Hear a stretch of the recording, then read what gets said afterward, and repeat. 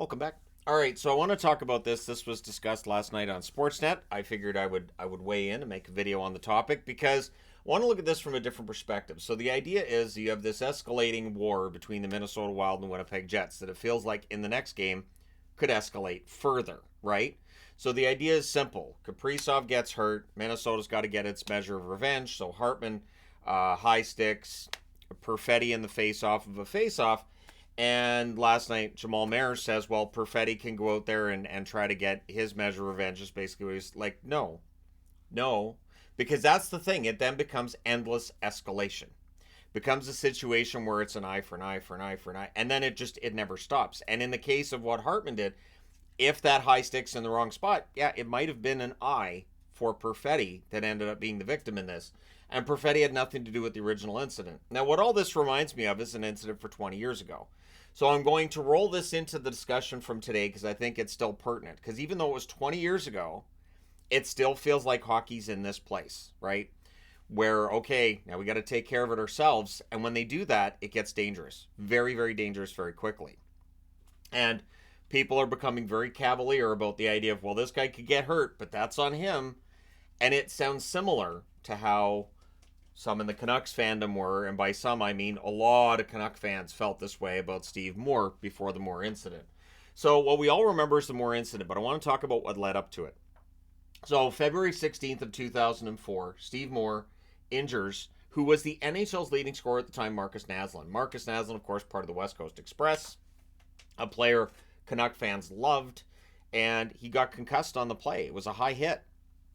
And there was no penalty called on the play. The referee felt that they were both going for the puck and, accidents happen kind of thing. But the Canucks weren't having it. Mark Crawford, after the game, was very vocal. The Canucks were very vocal. And then Brian Burke, the general manager at the time, said it was a marginal player going after a superstar with a head-hunting hit. So there you go. Everybody's mad. Steve Moore, who is this guy? He's a nobody. Who is he to touch Marcus Naslund? Marcus Naslund's a major superstar. And to make it worse, Marcus Naslund was never really quite the same superstar player after that. His stats definitely came down. Now, it may very well have just been that that's his career progression, but we'll never know if he didn't suffer that injury, which it seemed just messed up his game from then going forward. We'll never know what might have happened, right? Now, Brad May also issued a bounty on Moore. The NHL does nothing. The NHL is silent on all this. And this is why when I see stuff going on now, I think to myself, wait a minute. Did Gary Bettman forget 2004? Like, have we reached a point where the NHL's forgotten? Because, again, it's this rhetoric of you've got to get revenge. You've got to get revenge. You've got to, and people get angrier and angrier and angrier. So March the 3rd of 2004, and this kind of gets forgotten too, the Canucks and the Avalanche actually played a game. But it was a close game.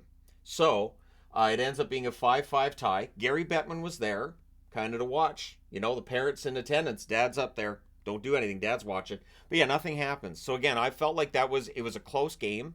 These were both teams, fighting for a playoff spots. You don't want to end up taking a stupid penalty, put your team shorthanded, and end up in a situation where you cost the team a game because you're going for revenge. Although I've seen fans be completely fine with a player costing their team the game because he had to go get his revenge. Now, March the 8th of 2004, so 5 days later, these teams meet again. And it's different. And I don't think the Canucks ever really got their season back on track after February 16th. They were just off. And so when they lost in 2004 in the playoffs, I wasn't entirely surprised because they had been really, really good. And then that incident just knocked their whole game off the rest of the season. So the first period of that game, the infamous game, Steve Moore fights Matt Cook. One of 4 fights in that first period. And the hope was that with the fights and with Steve Moore answering the bell, it was done. It's done. He answered the bell. He fought. It's done. But the score's 5-0 for Colorado after 1. So what happens when a game's really lopsided? Gets kind of chippy and more physical. So the league calls Andy Van Hellemond, who was in charge of the officials, Colin Campbell, the VP of the league. They call and they basically tell the refs, hey, physicality could really escalate here. Try to keep things under control. Good luck. Like this, just the referees are basically giving a heads up of this could really blow up because now it's a one-sided game.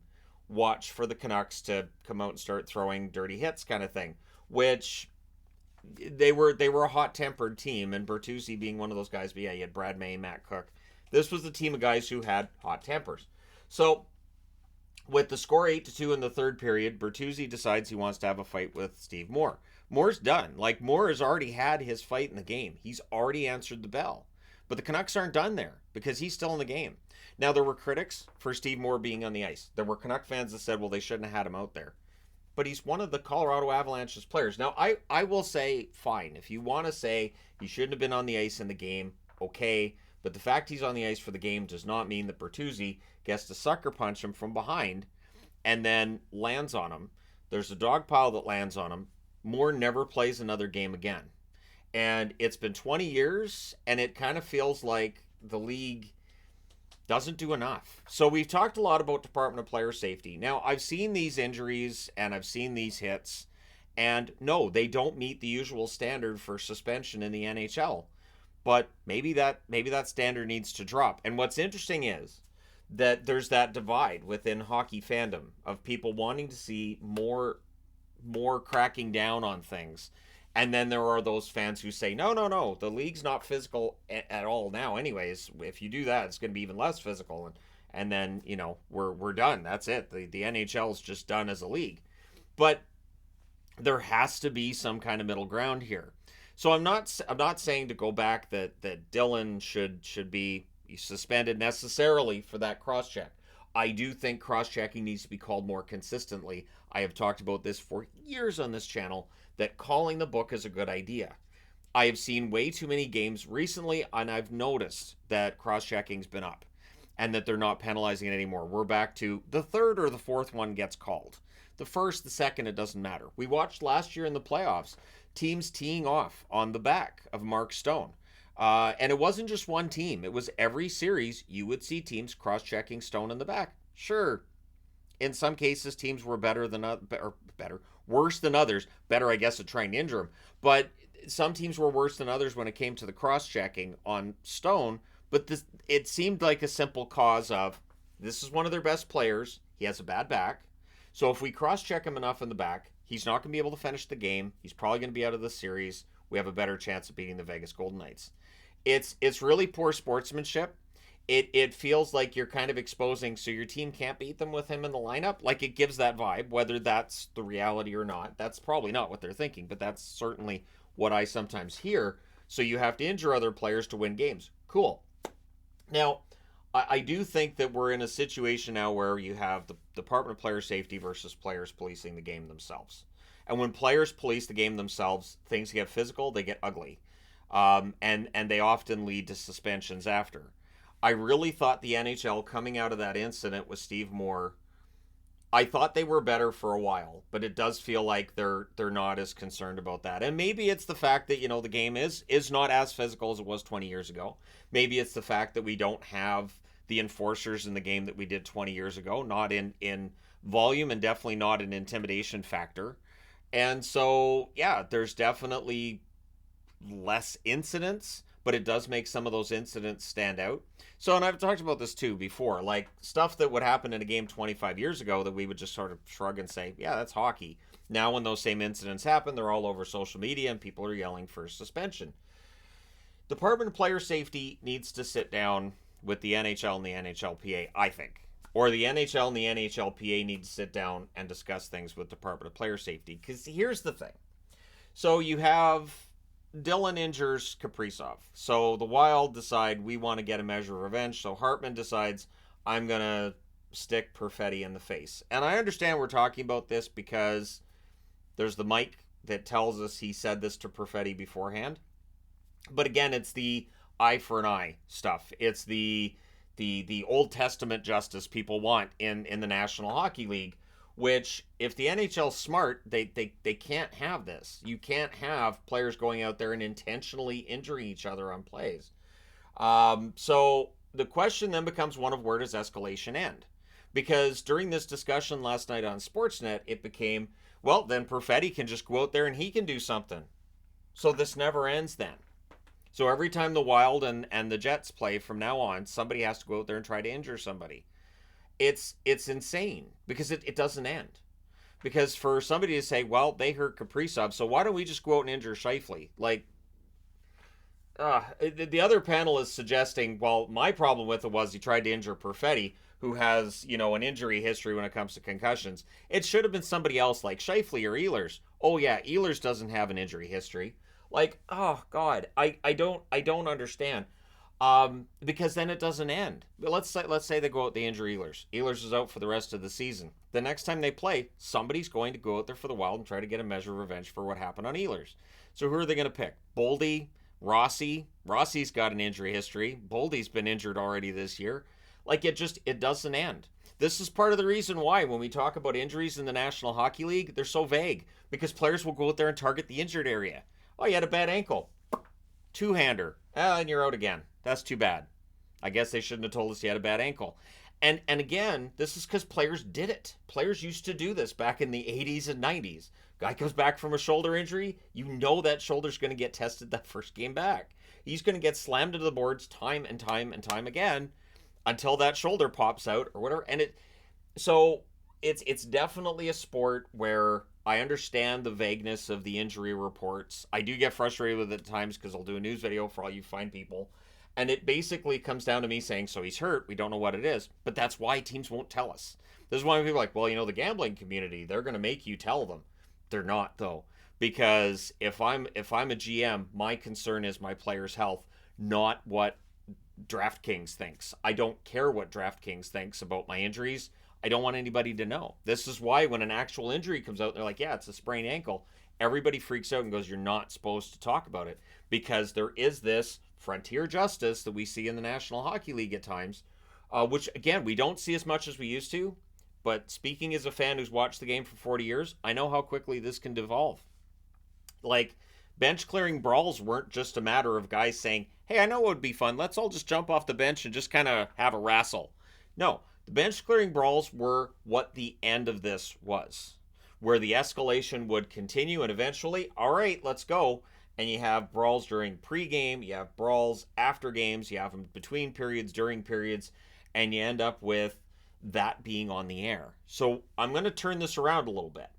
The National Hockey League is trying to sell its product as fast, sell its product as skilled, sell its product on the highlight reel goals and the fantastic saves.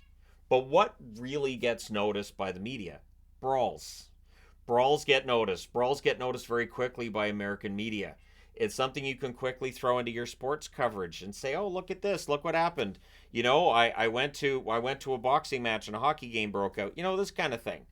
And this is where that eventually leads. But of course, we don't see the bench clearing brawls because the NHL took them out. But when you see that kind of violence, it ends up on TV. So the NHL, it's in their best interest to make sure the Department of Player Safety is working with the players to make sure that there's safety for it's Department of Player Safety. I don't understand why this is so difficult. And there also needs to be this sense because, again, Larkin came out and said he didn't feel safe when he came back because he didn't feel like enough was done about what injured him, right, from Matthew Joseph. Regardless of how you feel about whether there should have been a suspension or not, the fact Dylan Larkin feels that way means there's other Red Wings that feel that way, which means the next time they meet the Senators, there is that chance that somebody on the Wings decides, I'm going to take liberties with this member of the Senators. Maybe it's Stützle, maybe it's Giroux, somebody that they say, we're going to target this player. Maybe it's one of the players, maybe it's multiple players. Maybe there's a bounty in the locker room. Like I said, Brad May issued a bounty on Steve Moore. Maybe that happens where they're like, hey, if somebody takes him out, I owe you $500. Just take him out. And we would never know. So this is something the NHL needs to be aware of. And so when I see all this discussion, it is interesting how quiet the NHL is, how quiet the Department of Player Safety is, and the fines don't seem to do anything is the problem I have with the fines. I honestly think if they had a system instead, take the fines completely out of it and just say there is a system in place. So basically there's a warning. So in soccer you have yellow cards and red cards, right? So basically you would have a system, something like that, where a player does something. So Hartman with that high stick, they go, it's not worthy of a suspension, but next time it is. So next time we see that incident in a game, it's an immediate suspension. Now Hartman's having to clean up his game a little bit because there's no guarantee the next time out it's going to be a suspension. And the other part of it too is when they say, well, this incident wasn't the same as that incident, so he's not a violator for this. Like a criminal record's a criminal record, right? So like if you're going to say the Department of Player Safety works like a justice system, then it shouldn't matter what it was. So if it's a high stick in one case and a cross check in another, that shouldn't matter either, right? So I don't know what the solution is to this. I do think that some of the rhetoric about eye for an eye, it's dangerous because we've already seen back in 2004, you can completely destroy someone's professional career and change their life trajectory. And in the end, the Canucks didn't win the cup. It's not like that 2004 Canucks team rallied around this incident and went out there and went on a great run in the 2004 playoffs. They just didn't. It was distracting to them, and by the time we came out of the lockout in 2005, the team was completely changed. And by the time you get to 06, 07, I don't know how many players were still with the Canucks, and I know that a lot of things had changed by that point already. We're basically at a stage right now where if you're one of the teams involved in one of these blood feuds, you have to decide what's more important. The retribution, which the Canucks felt was that number one thing in that March 8th game. You had to get your retribution. Or winning. What's more important? One thing I always say when we're looking at a game on the schedule and it looks like there could be some retribution, I always say it's not necessarily going to be an ugly game because this game's important to both teams in the playoffs. But again, if it's going to be 8-2, that's where you have to worry about the retribution. So do you just hold the player out of the game that they're looking for retribution on? Because again, hitting Perfetti means now in the game, they don't care who they hit. So, and I hate to do anything even close to defending, but the Canucks more injures Naslund. The Canucks didn't go after Forsberg. They didn't crash the net and try to injure Patrick Roy. They targeted more. It's not something you can defend, but on some bizarre criminal level, it made sense more than just, well, you hurt our star player, we're hurting your star player, which is what I hear more than anything now. And I remember back when the Bruins would play the Penguins, the Bruins would go after Ulf Samuelsson. I don't remember them targeting the rest of the Penguins, although Mario Lemieux's back took such a beating with hockey being played the way it was then, it really shortened his career and it limited his effectiveness. Which is insane considering how great Mario Lemieux was, even when he was limited in effectiveness, when he needed help tying his skates and putting on his jersey because his back was so bad from all the cross checks, slashes, everything else he was taking in the game. So I don't want to see a return to that. I don't want to see a return to that kind of hockey either. But there's got to be some kind of meeting in the middle place here, and Department of Player Safety has to step up. Either they step up and they start doing, I don't know, something, because the fines just piss everybody off. The idea that the fines make players happy, like I saw, like Perfetti was happy there was a fine, and I'm thinking, no, he's not. Like, I don't see why that would make him happy. Like, he said, well, I'm happy the league did something. But, I mean, what else is he going to say? Is he going to say, well, the league didn't do very much there, did they? So, and he's young. The weirdest part is that Perfetti coming out and saying, well, it's on the mic, that, like, could the Wild then look at him and go, look at that snitch. What a snitch. And go after him again? Like, Is that where we're at? Because again, we're into this whole frontier justice idea of eye for an eye. So where does it end? When is it done? And if the answer is, well, it's not necessarily, well, that was something I was going to put on the board. I was going to put like star names of players of just two random teams and just, okay, this guy gets hurt, so you got to injure this guy, and then this guy gets hurt because you have to get revenge for this guy, and then this guy gets revenge for this guy. Because it doesn't work that, like, the idea that, well, Kaprizov gets hurt, so if we injure Scheifele, well, yeah, then the Jets are going to come after you in the next game. Like, it doesn't end. So the Department of Player Safety, the NHL itself, has to step in and put an end to it. And I do think that we see enough of this in the game right now. The odds of another Steve Moore type incident where somebody gets hurt and they're never going to play again, I think those odds are rising. Because fans are talking online, and again, I don't think players aren't saying anything behind the scenes like, oh, this guy needs to get taken out kind of thing, because they absolutely could be. When you listen to Jamal Mayers last night, he's very, matter of fact about it. And it's something that I just kept thinking to myself, so where does it end then? So okay, now Perfetti has to go out and get his measure of revenge. Or as Mayer said too, well, now he'll play scared the next time they play against Winnipeg. Not necessarily. Winnipeg can defend themselves. And again, we saw Dylan with the injury to Kaprizov, and then the Wild decided to go after. Well, Hartman went after Perfetti. So then next time out, instead of going after Hartman, they'd go after what, Zuccarello, or let's say Brodin's coming back from injury. Do they re-injure him? Like I don't know where this goes from here, and I'd love to know your thoughts in the comment section below on the topic, because it does feel like we're heading towards another major injury. And again, this injury of Bertuzzi on Moore, it ended up in the courts locally. It went on for years, and I don't think it benefited anybody. It didn't benefit the Canucks. I don't feel like it benefited the Avs definitely either. And I don't think it benefited anybody. In the end, everybody lost. So let me know your thoughts. Don't forget to hit like and subscribe if you haven't done so already. And hey, thank you guys so much for all your support. I will talk to you again soon.